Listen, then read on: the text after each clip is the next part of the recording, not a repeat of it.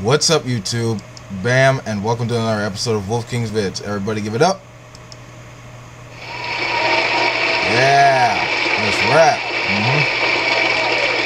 Alright, we got Representative Jody Heiss from, I believe, Georgia, who's going to talk about how secularism leads to violence.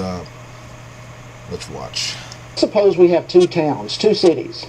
One of them a secular town, where basically God has been kicked out of the public square. We can't pray in public. We can't have Bibles in classrooms, or all these kinds of things. You fill in the blank. Now, this is historically accurate, but you tell me, what kind of behavior would you expect to happen in a secular town where God has been kicked out? Well, you're going to have things like a higher divorce rate. You're going to have much higher crime. You're going to have gang violence. You'll have teen pregnancies. You'll have things like drug and alcohol abuse. All these type of things increase in secular societies. That's historically accurate. Now, let me ask. No, that's bullshit. And the evidence of this, you made that up. You don't have any proof. Evidence that what you're saying is actually bullshit. You could actually look around the world, in Scandinavian countries like Denmark, Finland, Iceland, Norway, Sweden, and Denmark. They're among the most secular countries in the world, and they're also among the most happiest places. You could actually look at their citizens. They're actually thriving. They're living amazing, fruitful lives. And the religious influence on there is actually pretty damn low. So I really don't know where the hell you're getting this idea from. It's not like you just pulled it out of your ass, but let's listen to more of your dribble. A very important question. What is the role of government to that secular city? Now, of necessity, government must be very much involved in that town because there are so many problems. We need more judges because we've got crime. We need more law enforcement.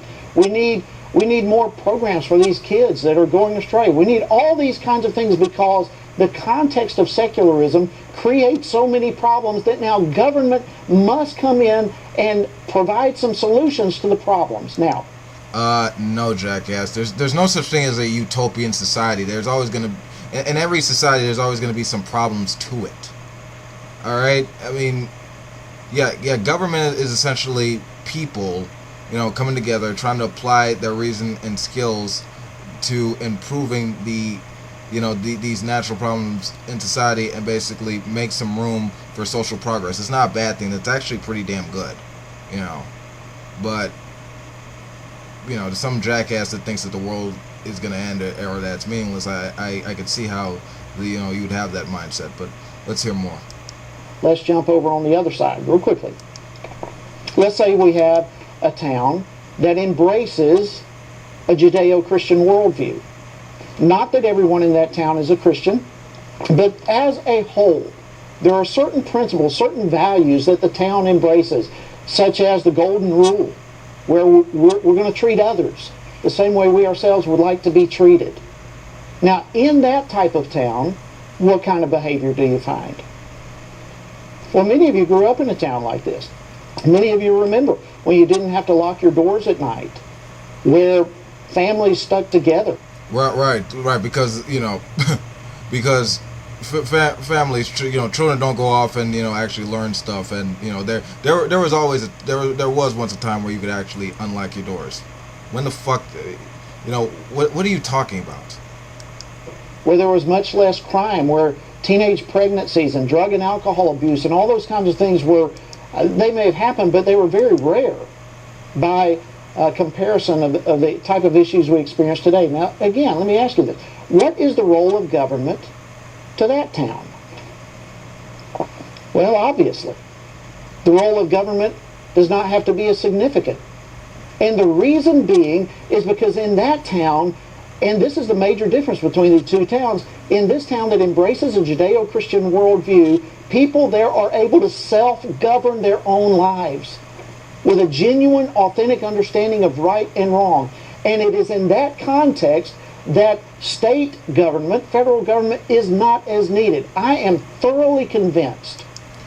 You're Yeah, you're convinced, but you're not very convincing. There's a difference.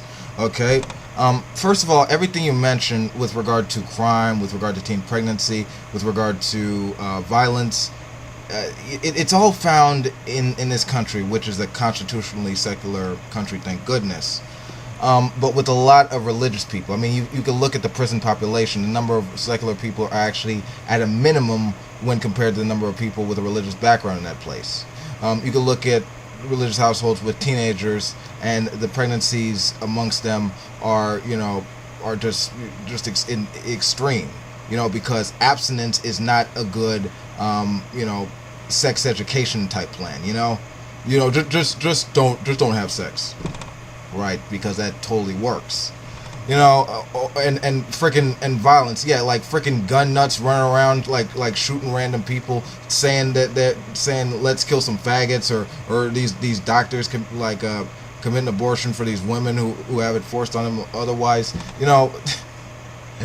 like all these all these problems do exist within this country. And the role of government with regard to this country, the reason why it's a secular government by definition, is to give everyone, an equal voice and equal rights, equal justice under law. All right. Basically, your private bias is ignored for the sake of social progress, and that is why it actually works this way, to actually ensure that some reason and free inquiry can actually be utilized for the sake of making the society better. All right. But that's all I gotta say with regard to this, this fucking moron. He doesn't know what he's talking about. He's not realistic in any sense. All right, but that's all I gotta say. This is Wolf King. Peace out. If you like this video, you know what to do. Stop out there to know, and peace.